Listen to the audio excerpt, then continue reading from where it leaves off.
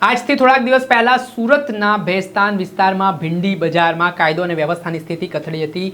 જે લસ્સી ગેંગ જે આ વિસ્તારમાં સક્રિય હતી તેમનો જે આતંક હતો ને આ લસ્સી સલમાન ગેંગ આટલેથી નથી અટકી, એક સગીરને મોતને ઘાટ ઉતારી દીધો।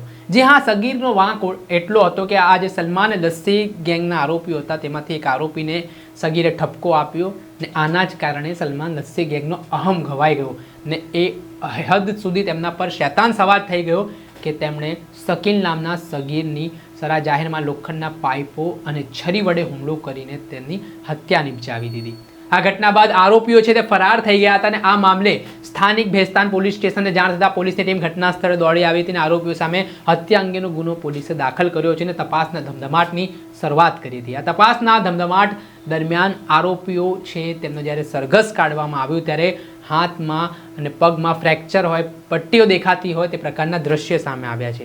હવે આ બાબતના સંદર્ભમાં આપણે એક સમય એવો વિચાર આવતો હશે કે શું પોલીસે આટલી હદે એમને માર્યો, એટલી ટાટિયાતોડ સર્વિસ થઈ છે કે તેમને હાથ પગમાં ફ્રેક્ચર આવી ગયું? પણ વાત કંઈક અલગ જાણવા મળી। અમે સ્થાનિક પોલીસ ઇન્સ્પેક્ટર સાથે વાતચીત કરી ત્યારે એવું જાણવા મળ્યું કે ભેસ્તાન ખાતે આ જે આરોપીઓ છે તેમણે જ્યારે શકીલ ઉપર હુમલો કર્યો આ દરમિયાન તેમના હાથ પગમાં ફ્રેક્ચર થયું હતું ને ત્યારથી ફ્રેક્ચર હોવા છતાં તેઓ નાસ્તા ફરી રહ્યા હતા અને ત્યારબાદ પોલીસે હ્યુમન ઇન્ટેલિજન્સ અને ટેકનિકલ એનાલિસિસના આધારે આરોપીઓને ઝડપી પાડ્યા અને ઘટનાનું આરોપીઓને સ્થળ ઉપર લઈ જઈને રિકન્સ્ટ્રક્શન કરવામાં આવ્યું। એ દ્રશ્ય સામે આવ્યા છે, પહેલા આ દ્રશ્ય જોઈ લો।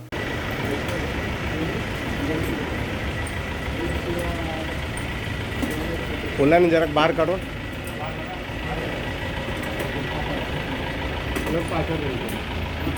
હત્યાનો આરોપી પકડવામાં આવ્યો છે, શું આટલી વિગત છે? શું હતું કારણ હત્યાનું?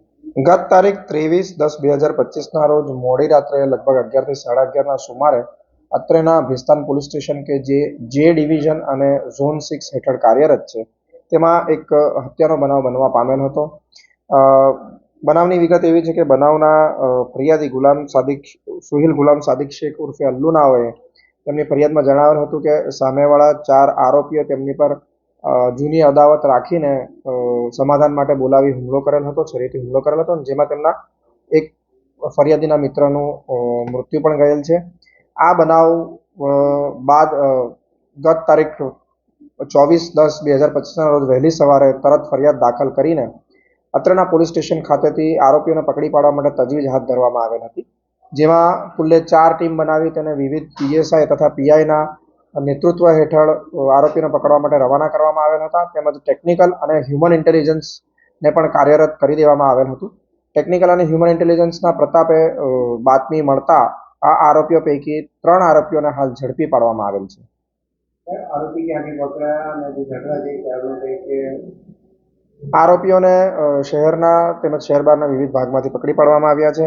આ આરોપીઓ પૈકી ઇમરોઝ ઉર્ફે દાલ ચાવલ પર સુરતના વિવિધ પોલીસ સ્ટેશનમાં 4 ગુના દાખલ છે। અરબાઝ ઉર્ફે બાબા પઠાણ પર સુરતના વિવિધ પોલીસ સ્ટેશનમાં 2 ગુના દાખલ છે અને સલમાન મિર્ઝા ઉર્ફે લસ્સી ઉપર સુરતના વિવિધ પોલીસ સ્ટેશનોમાં 12 જેટલા ગુના દાખલ છે। આ ઉપરાંત ફરિયાદી સોહેલ ગુલામ સાદિક શેખ ઉર્ફે અલ્લુ પર પણ શહેરના વિવિધ પોલીસ સ્ટેશનમાં 9 જેટલા ગુના દાખલ છે અને વધુમાં અન્ય આરોપીઓ આમાં કોઈ સામેલ છે કે કેમ અને તેમની પર કોઈ અન્ય ગુના દાખલ છે કે કેમ તે દિશામાં પણ પોલીસની તપાસ ચાલુ છે।